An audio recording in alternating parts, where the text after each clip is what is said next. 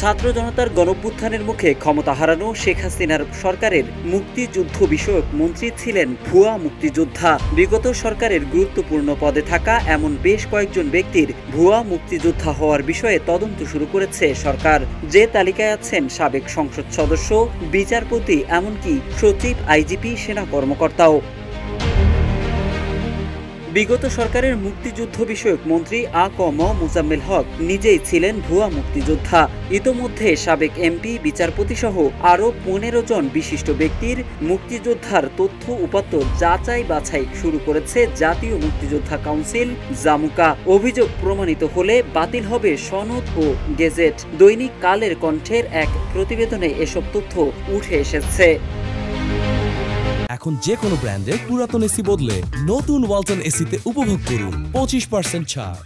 সম্প্রতি জামুকার 95তম সভা হয়। ওই সভাসূত্রে জানা গেছে, সাবেক মুক্তিযুদ্ধ বিষয়ক মন্ত্রী মোজাম্মেল হক সহ দেশের বিশিষ্ট 22 ব্যক্তির মুক্তিযুদ্ধে অংশগ্রহণ নিয়ে বিতর্ক রয়েছে।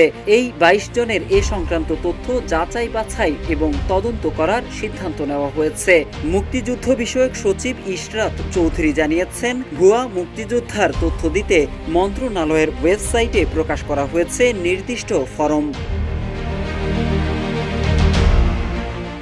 মুক্তিযোদ্ধার সনদ ও গেজেট সংক্রান্ত নথিপত্র তদন্তের তালিকায় আছেন সাবেক মুক্তিযুদ্ধ বিষয়ক মন্ত্রী আ.ক.ম মোজাম্মেল হক, সাবেক নৌ পরিবহন মন্ত্রী শাহজাহান খান, সাবেক মৎস্য ও প্রাণী সম্পদ মন্ত্রী সম রেজাউল করিম, সাবেক আইন মন্ত্রী অ্যাডভোকেট আব্দুল মতিন খসরু, সাবেক বাণিজ্য মন্ত্রী কর্নেল অবসরপ্রাপ্ত ফারুক খান ও টিপু মুন্সি এবং সাবেক সমাজ কল্যাণ প্রতিমন্ত্রী ডাক্তার মোজাম্মেল হোসেন।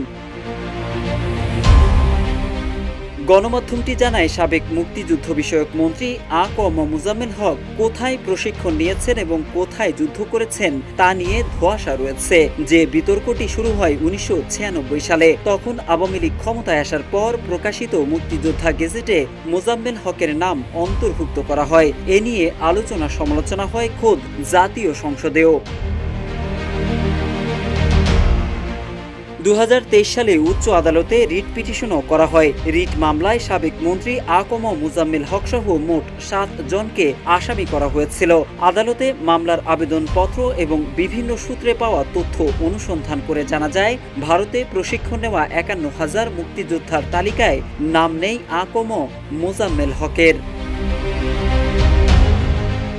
এদিকে জাতীয় জাদুঘরে রাখা 1986 সালে তৈরি করা লাল মুক্তিবার্তার ভলিউম ঘষামাজা করে মোজাম্মেল হকের নাম অন্তর্ভুক্ত করার অভিযোগ রয়েছে। এ তালিকায় আওয়ামী লীগের সংসদ সদস্য আমিরুল আলম মিলন, মীর শওকত আলী বাদশাহ, সাবেক সচিব খন্দকার শওকত হোসেন, সাবেক বিচারপতি শামসুদ্দিন চৌধুরী মানিক সহ বেশ কয়েকজনের নাম রয়েছে। মোহাম্মদ সাইফুল ইসলাম, ইত্তেফাক।